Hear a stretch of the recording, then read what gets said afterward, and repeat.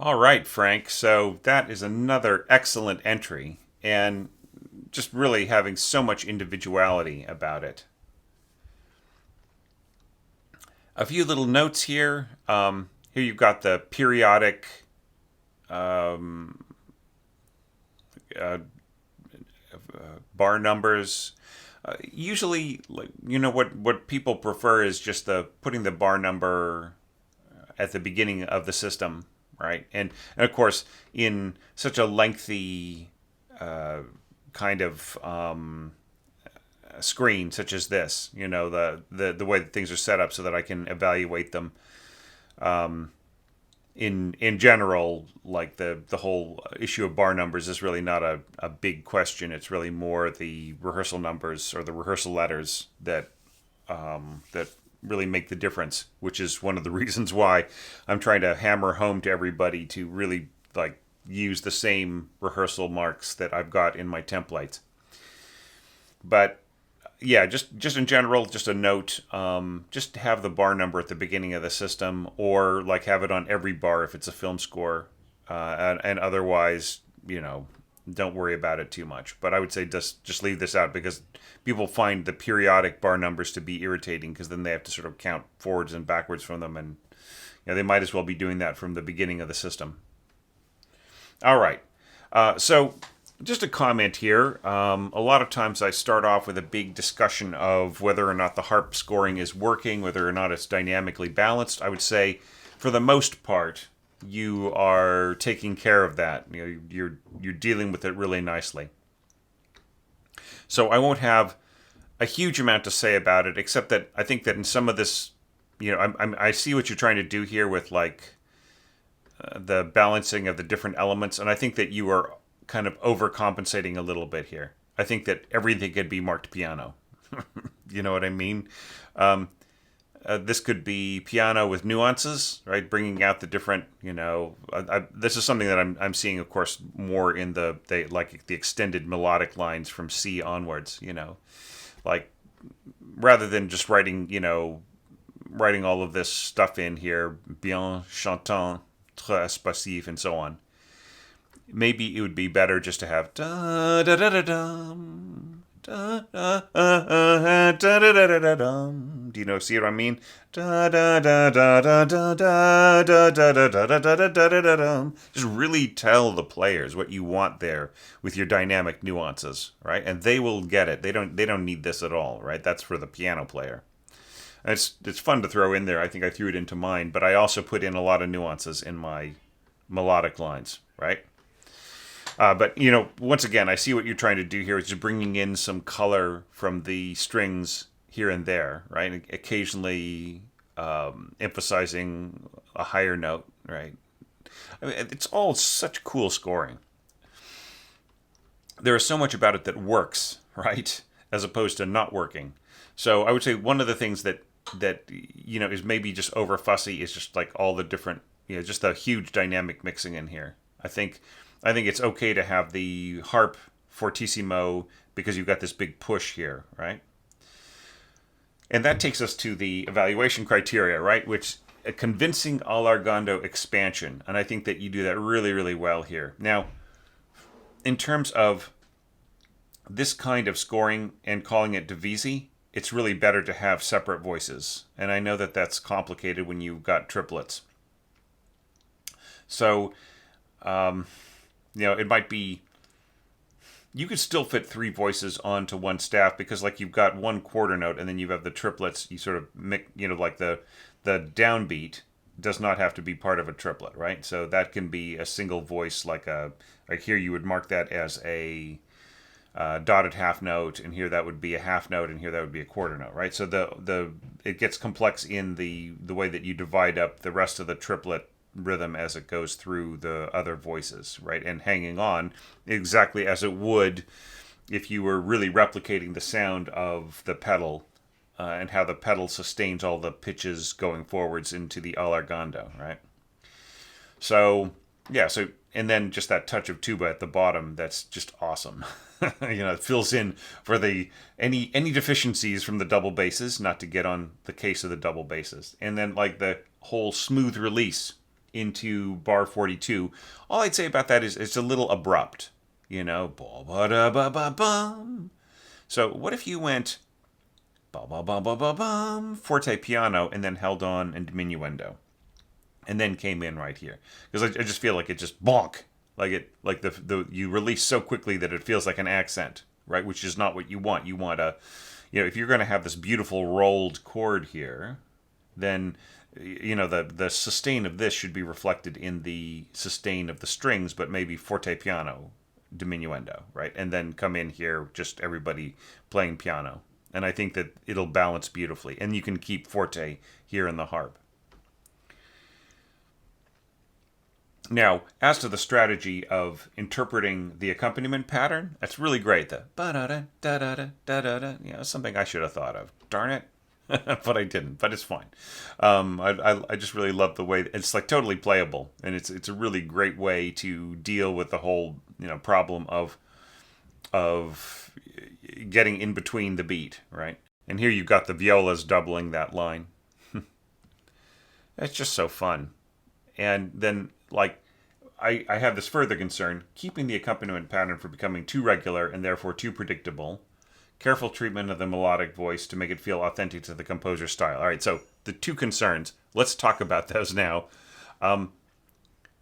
Just adding a little bit of contrabassoon in here is enough to sort of shake things up a little bit, right? But I think that if you really want to match pizzicato in your double basses, then I think this needs to be staccato in, and actually it is actually not really doubling because you're playing an octave lower, right? And then joining up on this F. It would really help if there were a space in between these systems, right? Really, there should be a space right here going all the way across in the bar lines, right? It just makes this, you know, just very huge when you leave that out. All right, and then what's really beautiful here, I think, is the way. Oh, wait. Before I jump into this, sorry. Whether or not this was authentic to the composer's style, right? And I feel, I mean, it has a sort of a bandonian kind of a sound. Really, it sounds more kind of Argentinian than it does Spanish. In, you know, do you know what I mean? It's like a little bit more. You know, almost like a tango kind of a sound when you put the English horn below the E flat clarinet, right? You know, it's really and it's really kind of a trip because it's like it's a double octave, right, with nothing in between. Although occasionally you throw in the violins, right? And the violins really, like, it's not a subtle thing at all, because if you've got the double octave and then all of a sudden you're supplying the space in between the double octave, like that empty spot, if you're filling that slot, then you really can hear that slot being filled. So you know, even you know, I'm proposing that you bring everything down to piano, or maybe everything at mezzo piano, although that kind of messes up the beautiful color of your solo. But you just bring everything down. That also helps the harp. But you know, even at that, it's still like it's not glaring, but it just, you really will feel the strings coming in, especially with the tenuto marks. Now here you could make this portato, right? Da da da da da da da. You know what I mean? As opposed to dun dun dun dun dun. Right? That very more focused, almost forced tenuto playing.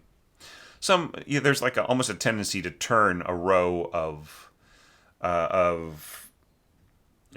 tenuto marks into portato sometimes in some schools of woodwind soloing. So, you know, maybe they would do it anyways, but I would not leave them the decision. You decide how that's going to be. But I think portato would work really, really nicely there. And then here, dun, like slur, as opposed to dun dun. Just a suggestion.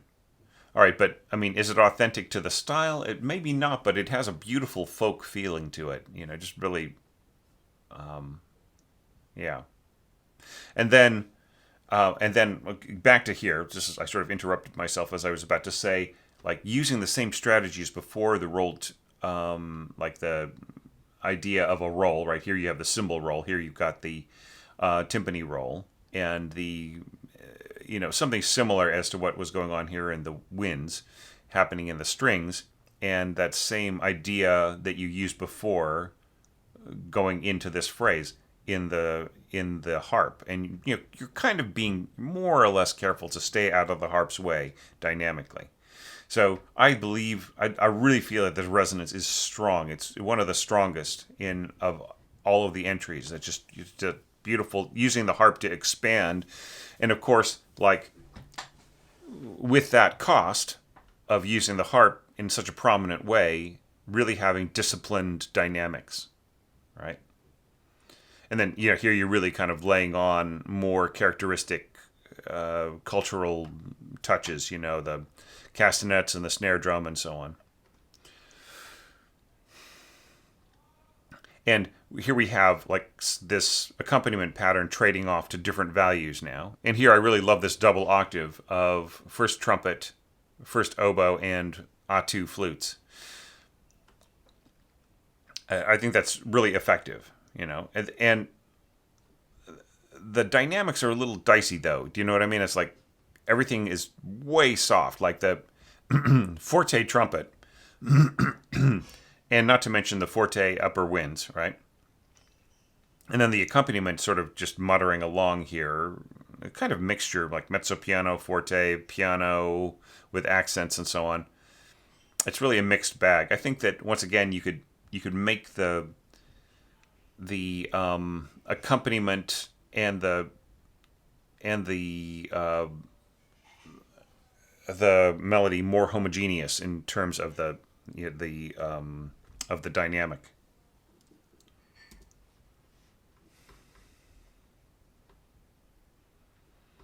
Yeah. Okay, so here you say poco animato, and then you end up going ritardando, right? And then it gets really slow, and then all of a sudden it gets fast again. Then poco affrettando. Okay, and then there's rubato in here, which is kind of buried, but yeah, but anyways, but there's a really huge ritardando here, which is sort of hidden. So like, if you're gonna change, like for the most part, the tempo changes that I have in the template really do follow. I mean, I do mark the ones that are important and the ones that are more like ambiguous, that just sort of occur from like a rubato or so on, are left out. So, but I would say that like if you really are going to go from very slow to incredibly fast right in here, you've got to mark that. You've got to let the conductor know. The conductor does not know what you intend here, right? So here they're going to interpret poco animato, and if you really intend this to go slower, then you've got to mark that in there to let the conductor know. So I mean, just like the conductor I work with the most has got the same abilities that I do to read a score and hear it in their mind. Okay, and they will like not even bother with the mock-up because it's a waste of time. Like what they see on the page and they hear in their head is better than any mock-up that you could possibly submit, right? And the same is true in my case, but like the difference is that I want to know what you think you're hearing, right? More than they do, right? They're going to just assume that you have their act together if you are at the level where you're working with them, right? But I can't take that chance because I know I'm working with a lot of developing orchestrators who are still like tying down some of these details. So I would say just really make sure that if you have such vast, sudden differences of tempo, that they're all marked in very clearly, okay? All right. So continuing on with this kind of triple octave thing, and the VZ, this is all really nice. I really love the way things sort of trade off and so on.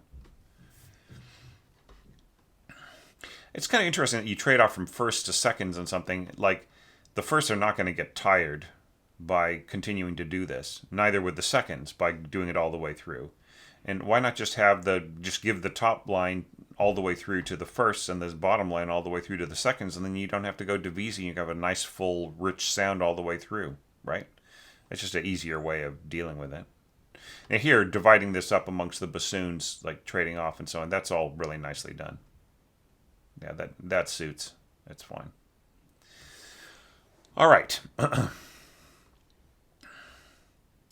Now, this is pretty well done as well. I sort of feel like there needs to be some doubling of this lower line in here, this second oboe line, by maybe, if there's some way of incorporating what's going on in the violas to support this,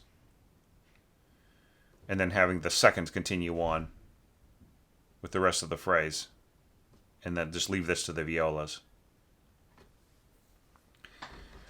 Then I just feel that this would be really smooth. But so I think that the diminuendo needs to start from back here, and you need to get to pianissimo quicker if you want this harp to come in here in the pizzicato.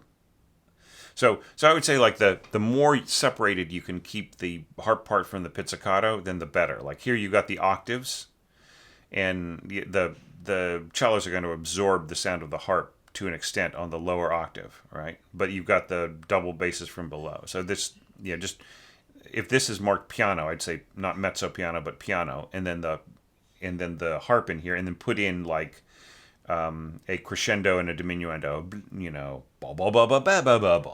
You know what I mean? Just really keep it present. And then I would say for really tight little rubato subjective kind of stuff in here, it might be better just to have a single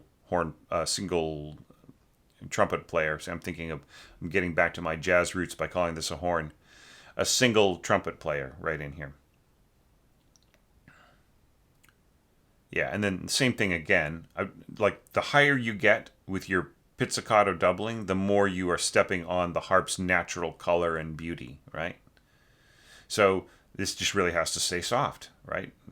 Piano and then forte here in the harp, so that the pizzicato supports the harp and it doesn't just swallow it. And then, right in here, like, it seems like there is some vast, what I mean? That has to be marked in there. All right. Just with the way that you change the tempo. And this is all really fun right in here. The timpani and the snare drum and tambourine working together, and that's little answer in the clarinets. It's so cool. Yeah. And then this all sort of leading downwards. And that takes us to the agitato. So cool. And, this will more or less work. There are ways of doing triplet sixteenths as a measured tremolo notation, right? You basically, you got the 3 over each stem, and you've got and then you just have them as, what I would do is I would write out the first one, right? Maybe even the second and third, and then just go to like a tremolo beam with a 3 over it. Okay, and there are actually ways of notating that. I know that you can do that in Sibelius. So this looks like a Dorico score possibly. So you could possibly do that in Dorico. I'm not so sure about Muse score. Anyhow, and then same thing here. Like, if you're going to do measures and measures of doubled notes, then you might want to go to a measured tremolo notation. So just like single stems on each of these pairs with a single tremolo beam under the larger beam. Yeah. All nice. So do you intend to go to pizzicato here, right? So like, it's here, it's pizzicato under the under the arco, right? So are you going to go to pizzicato here? You easily could. It wouldn't disturb anything, and then jump back to arco here. Now here, I would say the harp is really wasted. You can just leave it out. If you have the pizzicato below, right, it's just really unnecessary, and it really won't come through, no matter what your no matter what your mock-up is telling you, unless you really suppress, like, this is pianissimo and so on. Like, this would have to, you would really have to mark this up. It would have to start at mezzo forte to forte and so on, mezzo forte to fortissimo, possibly, just depending on the projection of everything else, because you're dealing, it's not so much the worrying about the balance between elements as much as is worrying about the balance between lower strings and what you perceive of what the harp can do in terms of projection. Like, the lower you write your harp scoring, the more delicate you need to be with everybody else, right? Unless you're just really smacking those strings. Like in my harp concerto second movement, which was just premiered, it had its New Zealand premiere a few months ago before we all went on lockdown. The harp is just really just has a huge pluck on the strings, and it has this immense buzz and so on. And then not only that, but it also, there's a pedal gliss, and it creates even more of a buzz. So to avoid that buzz, the harpist will be playing a little under, and the strings don't project that much anyways, and so on. So there's all of these things to consider about scoring really low on the harp. So in order to do that, you just really would have to rethink the balance here if you wanted the harp to be in there. And since you've got the pizzicato working so beautifully and this lower brass right in here, I would just say leave the harp out. You don't need to overdo it. You're making the harp really count beautifully in places where it needs to count. But yeah, bassoon right in here, and a little bit of contra, and this is all really possible. The double tongue, but yeah, not keeping it going for too long is very wise. And then here we sort of have the tail end of that. So yeah, so here I'm not so sure how long I would do this, right? I mean, here you're going poco rallentando, so you're helping out the player a little bit, but give this to the people who can really do the double tonguing better. You don't have to have the double tonguing so low, because it's really kind of incoherent down here at like the lowest part of the, like the lowest octave of the contrabassoon. It's just really kind of incoherent. Whereas it just comes out much, much better in your trombones. I would say just give it to it would be better to do A2 double tonguing here than to have the second and the third, which would probably be a bass trombone, right? So the articulation is more reluctant because the mouthpiece is larger, right? So like this kind of pinpoint sort of stuff is not at its best in bass trombone scoring. So just do A2 here for the first and second. There's really no need for the bass trombonist to be involved here. And yeah, and once again, you give the harp a rest. All right, so now we're getting into the real nitty gritty of section D, and I felt that was a really good reinterpretation of the very low, very fast broken octaves. So we're heading into this section, maintaining the rather hallucinatory feeling of the music despite fairly straightforward building blocks. Continuing concern about broken bass octaves and so on. So that's all. Like the broken bass octaves, not a big deal. You're scoring them well, and then like when they just go to the, when it just becomes its own element. Bum bum bum bum bum bum. You're interpreting it across like the whole string section, more or less. So that's nice. All right. So it just really is like the, interpreting the syncopated part, right? Da da da, and then here you're jumping the melody to other instruments, da da da da da, right? Going to trombones. This is all done pretty well, I would say. Yeah, starting in the horns. The only problem here, like, of having like horns on that top note, right? and trumpets and so on. B, B, B. And then having other instruments take over. Dun, dun, dun, dun, dun. It's like it isn't a continuation, right? It isn't one cohesive statement, right? It really is just a reaction. Dun, dun, dun, dun. Then other instruments, bum, bum, bum, bum, bum, right? So you just have to. That is on you to make that decision, right? But it's still fine.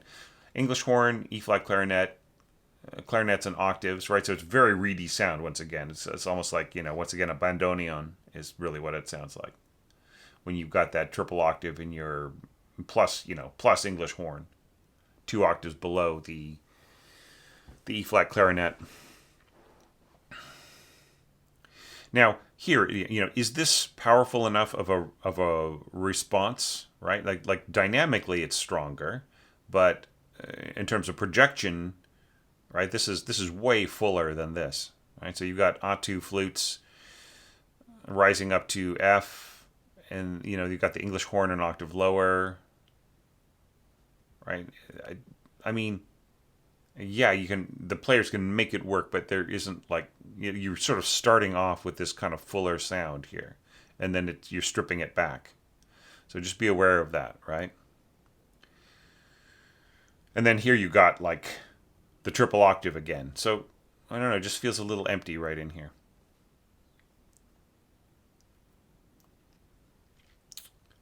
Right. And then and now like here, like as things are starting to get bigger and fuller,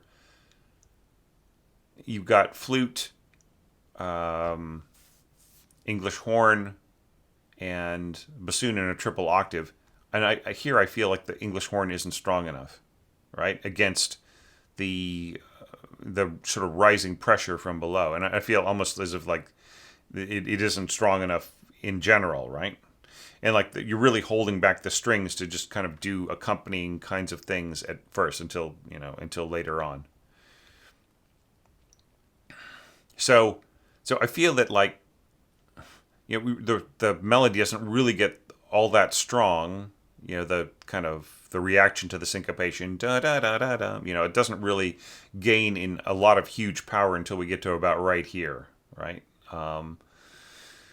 Adding these trumpets right in here in octaves, right? And it's fairly like as the music is getting fuller and fuller, and we're going to just a true committed fortissimo. We're getting like the melody is possibly sounding a little tinny, right?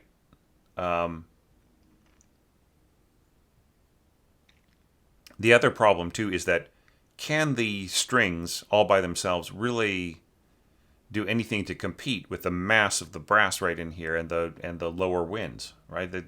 How much power can they really have against that? Yo da da da da da. I mean, for the most part, you are you're scoring them in very strong registers, but I mean, I just feel like there needs to be some more doubling, like. They just don't have much of a chance in their functions against, and especially like with throwing in all these low notes, right? These low D's right in here on your bass trombone and tuba, right? It's like this is interfering with the idea that this is a bass function, right? Just by writing that low D, we're losing the strength of this as a bass line, because it's being interfered with by hammering on those low Ds.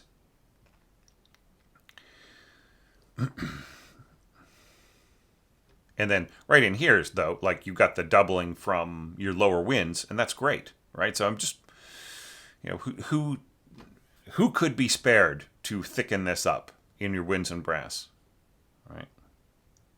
And then right here we have that same problem.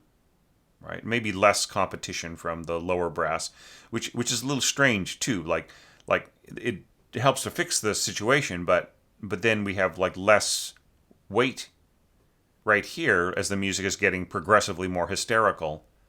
Like we lose that sense, right? And this is another sort of puzzling dropout. this particular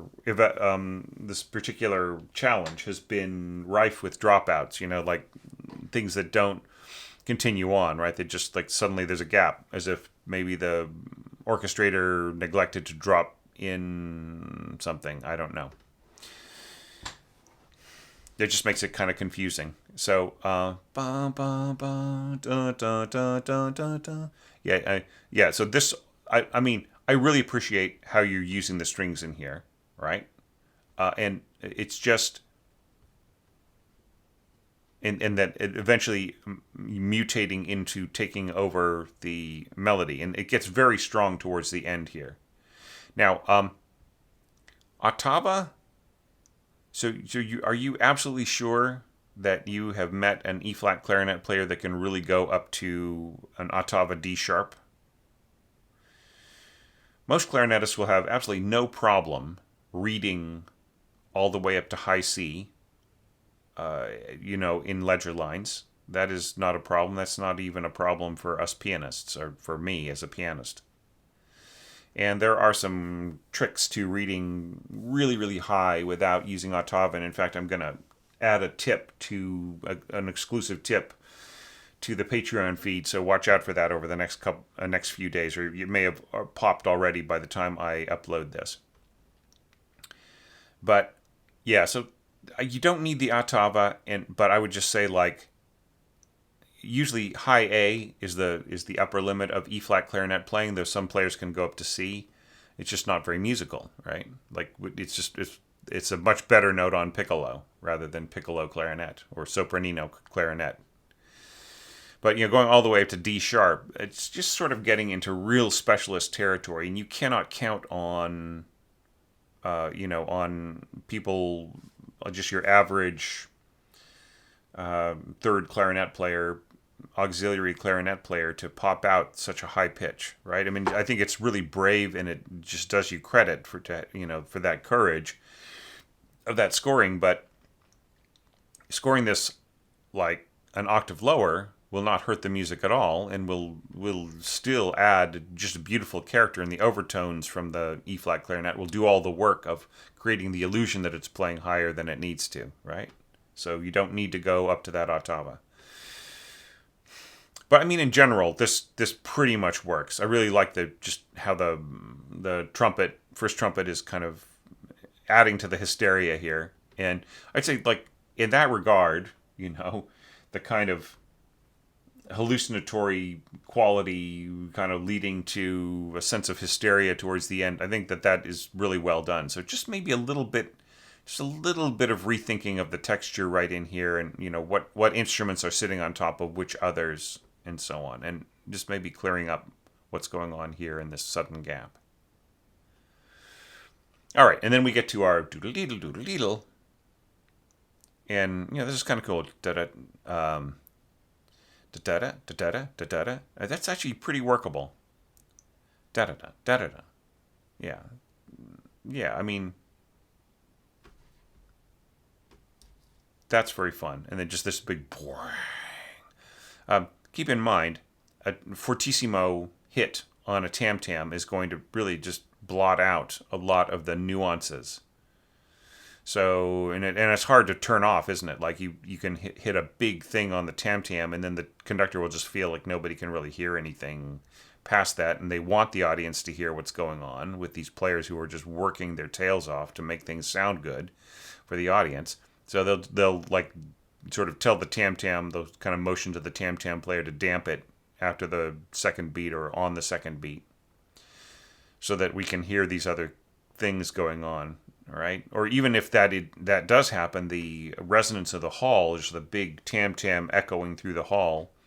It's not really echo, it's reverb, but the big tam-tam sound that is still sitting bouncing back and forth across the hall. It will also overwhelm what's happening coming up there.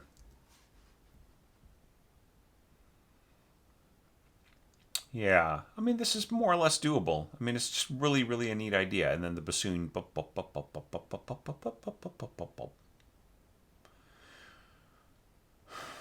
Yeah, now this I'm not so sure about.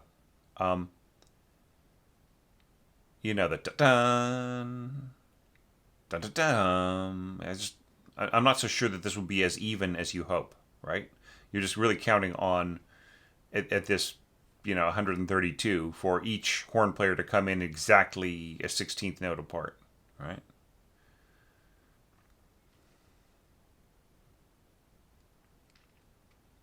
Yeah, and then this stuff in here, that's all really doable.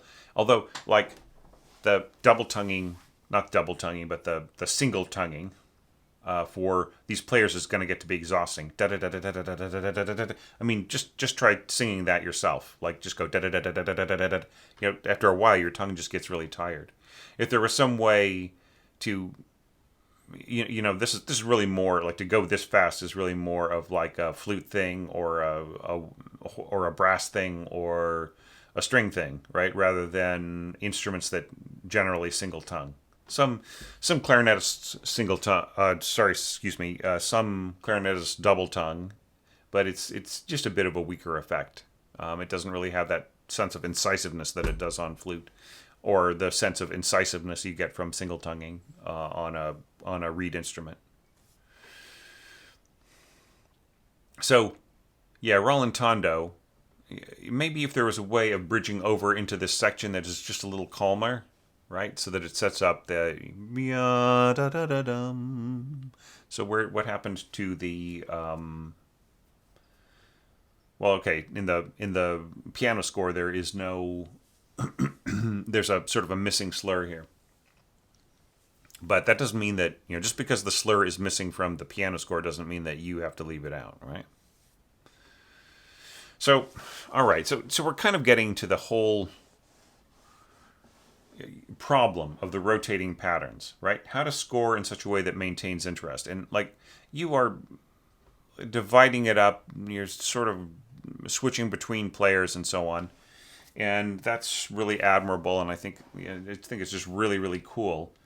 But there is kind of a problem in that, like, you end up with one player kind of going da da da da da da da da, and then the other player going bum bum bum bum bum bum, right? Whereas with the rotating pattern, like, not only is it rotating, is it this sense of these four notes going around and around in circles, but each one is sustaining, right? It's not like even like the little note, the short note is also sustaining, and as well as the long note, right? So we sort of lose that sense of, the way that the piano plays it, right? Which is why this works probably best on harp or some other, like maybe a mallet percussion instrument that has some sense of sustain there, maybe marimba or even better like vibraphone or something like that. It's just like that has that sense of just the overall sense of sustain as after each stroke. So if you're going to go with this, you just have to be aware that there's a sense of, it doesn't have that kind of floaty sense. There's a little bit of inertia in there. Now, having said that, I love the way that you trade off between these parts, right? This is really, really well done. And I think that, like, you could also insinuate back into the horns. And it's also a good balance, piano to pianissimo, to just really, really control this. Yeah, and then oboe, first oboe, da da da dum. Yeah, it's all very cool. Yeah, and then here you're bringing in piccolo and oboe in octaves, and that's always just such a very clear kind of ringing sound. Bum, bum, bum, bum. It's almost a little too much to add E flat clarinet there, but the E flat clarinet helps to stabilize the bassoon's overtones from below. So yeah, it's some very smart stuff going on here. And then we get to this. One thing about this, Frank, like throughout this score, there are a lot of wrong notes, or in certain key areas especially. So I would say, if you're going to get this ready, if you really do want to commit to making it better and perfecting it and so on, just really like go over, like compare certain sections. It's too much for me to go over and point out all the different ones, but really try to make sure that you've corrected some of those wrong notes. Yeah.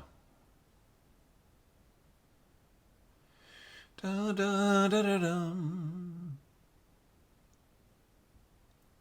All right, it's kind of strange. There's two cesures in a row.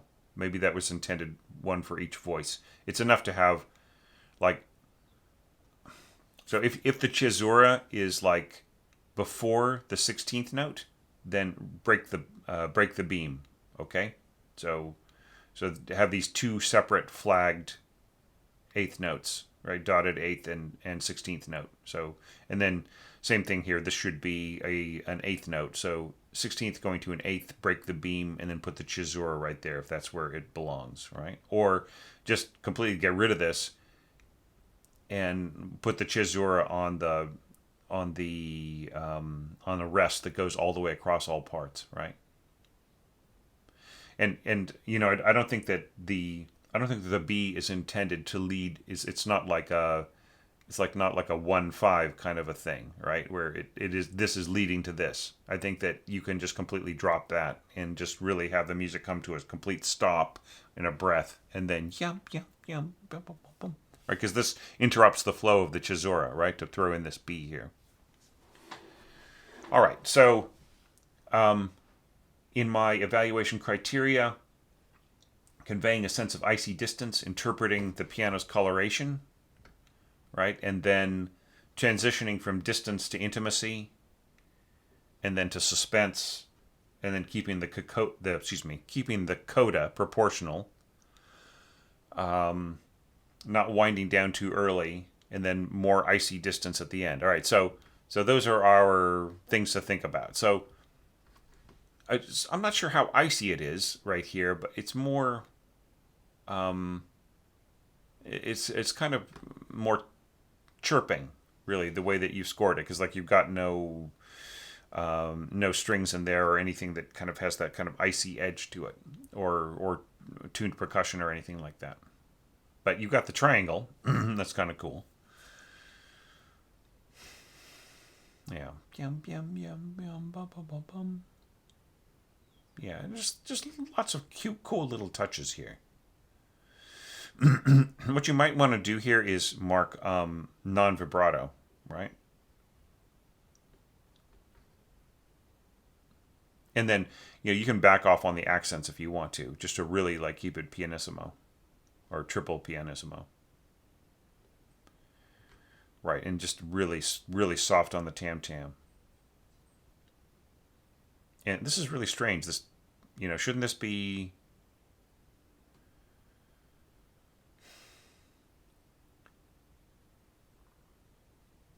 Yeah, maybe a double dotted eighth note here, right? It's just strange all these ties. That's a very weird notation. Or maybe this just could be done as a grace note. All right, an English horn just really brings us back to reality here with the trombones. That's a very cool idea. And then third trombone doubling with cello, continuing on. Such cool ideas in here. Contrabassoon and like a little touch here on the timpani, and then the transition to pizzicato basses. Just so awesome right in there. All the different colors and so on. And then right in here, da da da da.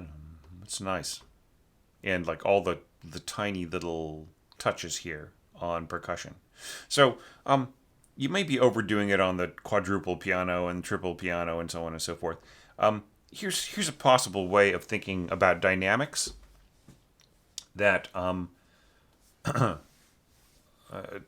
double piano, like pianissimo, is extra soft, right?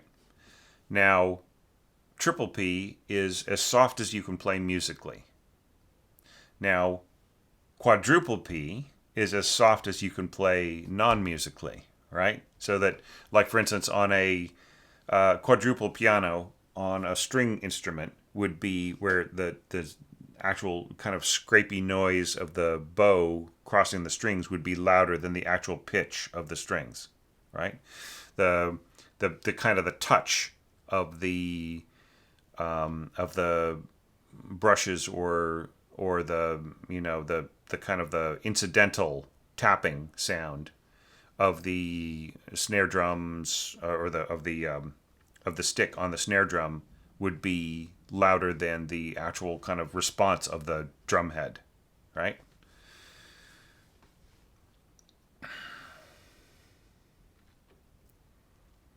And in this case, you know, don't screw around with the harp.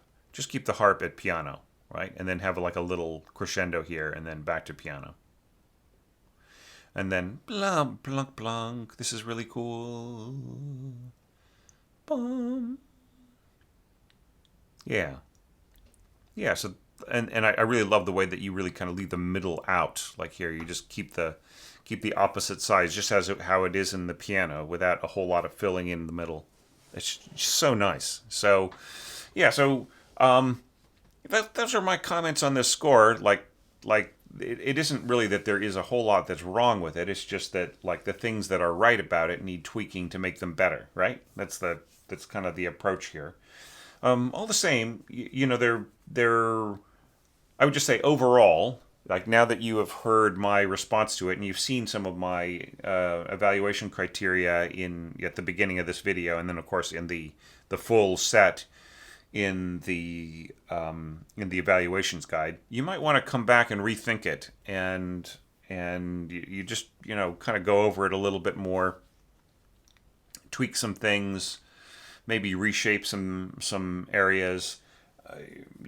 Probably in the process of working on it, you may have thought of some areas just in general that you would want to redo anyways, right? So watch out for that. Try for more homogeneity in certain passages, and just make the instruments balance due to their own innate strengths of register, right? More than just like big dynamic mixing across different groups and so on. But keeping, like in a really soft passage like this, keeping your heavy brass down is really a great idea. So anyhow, so really great score. Just really enjoyed it, Frank. And like you were originally going to have me do A and B and then E, I think, or something like that, or maybe it was A, C, and E.